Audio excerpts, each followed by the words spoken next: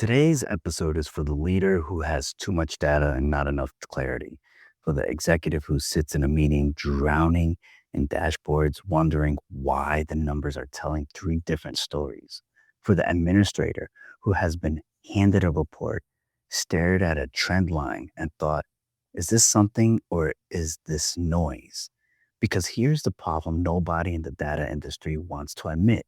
More information does not produce better decisions. In fact, at a certain point, more information produces worse decisions. And the mechanism behind that failure is hiding inside your own neurology, not your spreadsheet. Today, we go inside the distinction between signal and noise. We talk about the cognitive biases that corrupt how leaders interpret incomplete data, walk through real organization decision making under ambiguity, and I give you a thinking tool I use every time I'm sitting with data that isn't telling a clean story. Let's get started.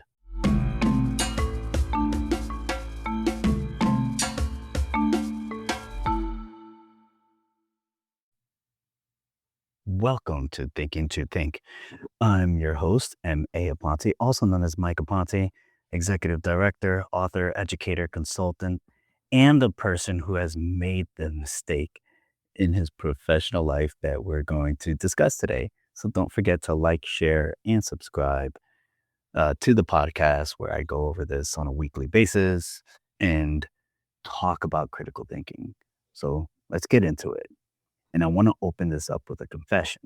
When I became an executive director, one of the first things I did was build a better data system, more metrics, more dashboards, more reporting. The previous system has been running on vibes and spreadsheets that dated back to like 2019. I was going to bring clarity. I was going to bring rigor. I was going to know at any given moment exactly what was happening in my school. 3 months later, I was drowning and I had attendance data, behavioral incident data, academic performance data, staff turnover data, parent satisfaction data, variance data, and a color coded dashboard that was supposed to synthesize it all into a leadership picture. What it actually gave me was paralysis because every metric was telling a slightly different story. Attendance was trending up, but academic performance was plateauing. Behavioral incidents were down overall, but spiking in one grade. Staff turnover was low, but satisfaction surveys were flat. Every time I thought I had a clear read on one dimension, a different metric contradicted it. And the instinct, the natural human, completely understandable instinct, was to get more data, another survey, another assessment, another report. And that instinct was wrong. Case in point, when I was renewing my accreditation at the school for resilience and our accreditation is Cognios. Now, for those of you that are not in education, let me explain and elaborate. Accreditation gives the credit to the school. So if anyone goes to the school that is accredited, they'll be recognized by other institutions, such as the universities and uh, private schools, public high schools. So it's very important for a school to have accreditation. Nevertheless, excessive data collection creates a false sense of control. While more information appears beneficial, it often introduces hesitation as leaders attempt to reconcile conflicting inputs, and information saturation reduces rather than improves clarity. The problem was never that I had too little data. The problem was that I had no filter. I was treating every data point as equally important. Signal and noise are not categories of data. They are categories of relevance. The same data point can be a signal through one lens and a noise through another, depending entirely on what question you are actually trying to answer. One of the most honest observations from a recent leadership roundtable on this subject: noise changes based on what you intend to use it for. You cannot separate signal from noise until you have first defined with precision the decision you are making and the outcome you are trying to predict. So I'm going to say this again: noise changes based on what you intend to use it for. Most leaders skip that step. They collect data, then look for a story. The correct sequence is: define the decision, define what signal would tell you something meaningful, then look at the data. Everything else is noise. Here's where it gets uncomfortable. Because the data problem is not just a methodology problem, it is a cognitive problem. And let me walk you through the four biases that are the most dangerous for leaders dealing with incomplete data. First, confirmation bias. Confirmation bias is the tendency to favor information that confirms existing beliefs, filtering out contradictory evidence as noise. In leadership, this looks like you have already decided at some pre conscious level that a particular program is working or that a particular staff member is the problem. And when you look at the data, you unconsciously assign more weight to what supports what you already believe. Here is the insidious part: you don't experience this as bias, you experience it as a clarity.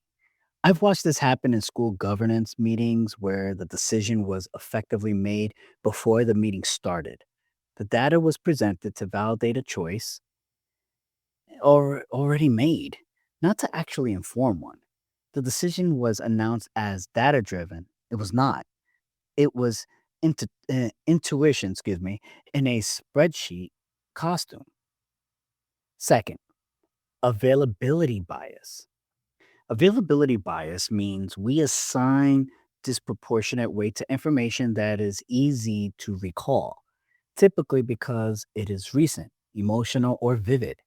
If a school had a serious incident last month, every piece of safety data for the next quarter will be read through that lens. In organizational terms, leadership teams tend to overreact to the last crisis and underreact to slow building structural problems. The crisis was vivid. The structural problem is a 0.3% quarterly trend that requires 3 years of data to confirm. Third, anchoring bias. Anchoring bias is the tendency to give disproportionate weight to the first piece of information you receive. In a budget negotiation, the first number on the table anchors the entire conversation. In a performance review, the first data point in the report anchors your assessment of the employee. Research on executive decision making confirms that anchoring consistently causes leaders to favor certain outcomes without fully considering all available information, leading to strategic inefficiencies and flawed risk assessments. And the fourth and the most dangerous: overconfidence bias. Overconfidence is the systemic tendency to overestimate the accuracy of your own judgments. Studies on expert prediction, from stock analysis to clinical uh, diagnosticians to geopolitical forecasters, consistently shows that experts are dramatically overconfident in their ability to predict outcomes from incomplete data. They say, I'm 90% sure, when the data only supports about, I'll say, 65% certainty. And that gap between expressed confidence and warranted confidence is where organizations make their most expensive mistakes. The antidote to overconfidence is Bayesian thinking. And that is what we build toward. Be- Bayesian thinking is named after the 18th century statistician Thomas Bayes. And the practical insight is simple enough to summarize in one sentence. Your confidence in any conclusion should be proportional to the quality and quantity of evidence you have, and it should update continuously as new evidence arrives. That sentence sounds obvious. It is almost never practiced. Here is what Bayesian thinking looks like in organizational terms. You are trying to determine whether a new reading intervention is working or a new business strategy. You implement it in September. By October, you have 4 weeks of data. Some teachers or staff are reporting positive anecdotal feedback. One assessment shows slight improvement. A non Bayesian reader looks at that data and says, it's working. 4 weeks is enough. Let's scale it. And a Bayesian reader says, I have a prior. What does the research base say about how long it typically takes for reading intervention to show meaningful effects or marketing? What does the research say about what is typical for this marketing strategy to show meaningful effects? The research base says 12 to 16 weeks. So 4 weeks of slight improvement is consistent with both this is working and this is noise. My confidence level at this point should be low. The Bayesian leader does not refuse to act on incomplete data. In organizational life, you almost always act on incomplete data. The Bayesian leader acts while accurately representing the uncertainty in the decision. Here's what we know. Here's how confident we are. Here's what would cause us to revise. Here is the date we revisit. That last piece, defining in advance what would cause you to update your conclusion, protects you from confirmation bias after the fact. If you commit to if enrollment projections are wrong by more than 8% by November 1st, we revise the budget model. You've locked in a trigger that protects against explaining away inconvenient data later. And let me walk you through a real organizational pattern. Structurally accurate because it is common enough that several of you will recognize immediately. Nonprofit school receives mid-year academic data showing one cohort performing significantly below benchmark. The leadership convenes an emergency response team. An intervention is designed and launched within 2 weeks. 4 months later, the same cohort shows improvement.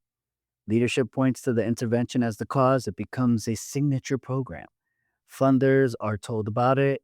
It goes into the strategic plan. Here is the problem. Nobody ran the counterfactual. Nobody asked whether that cohort would have improved anyway, because mid-year low performance often recover toward the mean in the second semester, regardless of what you do. This is called regression to the mean, and it is one of the most common ways organizations mistake noise for signal. The intervention may have worked. It also may have had no effect, and the recovery was natural. Without a control group, without a longer trend line, without asking, what would I expect to happen if I did nothing? You cannot distinguish between those two realities. But the organization committed to the intervention, to the strategic plan, because the sequence felt casual. We did this, then that happened. Therefore, this caused that. That logic error has a name: post hoc ergo propter hoc. After this, therefore, because of this. It is the oldest fallacy in reasoning, and it is alive and thriving in organizational decision making rooms everywhere.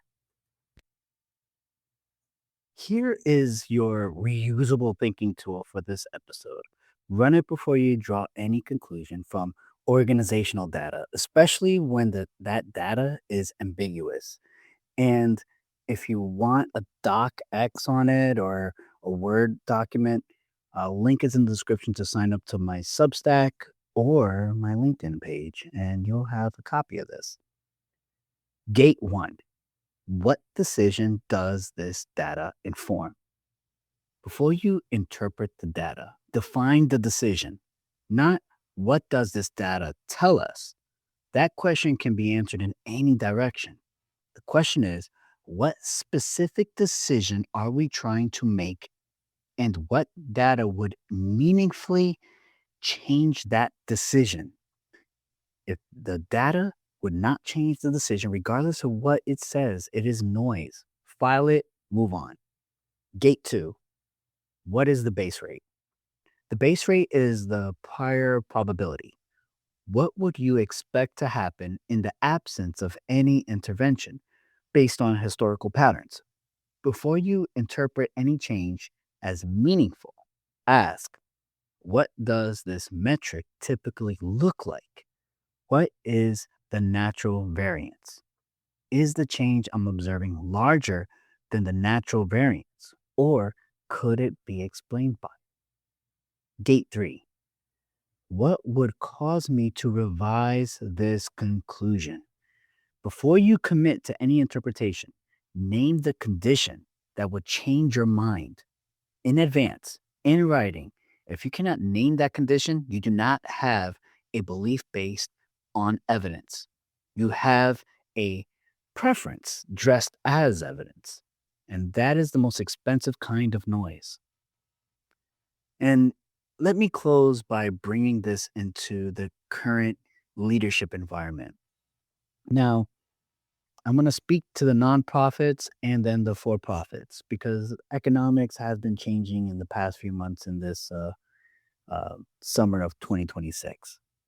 For nonprofit leaders entering 2026 are operating in an environment of shrinking government dollars, growing compliance scrutinies, funding insecurity, and staff burnout, all colliding simultaneously. That means the data environment is noisy by structure. A 2026 governance report on nonprofit leadership recommended treating budgets as living systems, not annual events, revisiting them with a structured, light touch whenever key early warning indicators cross predefined thresholds. That is the direct application of the Bayesian framework. Define your triggers in advance. Revisit when the data crosses them. Do not wait for a crisis to force the revision. For profits, I understand you're going through constraints from the inflation. The same applies. So please take that into consideration if you're a manager or a leader in a for profit business. Leadership failed in 2025 whenever it assumed leaders could outthink conditions that were overwhelming their capacity to function. And the same could be said about COVID for profit companies. The skills that produce success in stable environments, pressure, optimization, control, are not adequate for the current complexity. The leaders who will navigate this momentum are not the ones with the best dashboards. They are the ones who have built the cognitive discipline to separate meaningful change from ambient noise and who have the intellectual humility to say, we have a hypothesis. Here is the confidence level. Here is what would change our mind. Let's watch and revise. That is not weakness. That is the most sophisticated form of organizational leadership I know. Your thinking tool today, the 3-gate signal filter. Gate 1, what decision does this data inform? Gate 2, what is the base rate? Gate 3, what would cause me to revise this conclusion? Write it out on the whiteboard before your next leadership data review. It will change the meeting. Subscribe, leave a review, and share this with a leader who is drowning in dashboards and calling it data-driven management. Thank you guys so much. And comment below if any strategies that you have in mind or something you want to input or add to it. That always helps out the algorithm.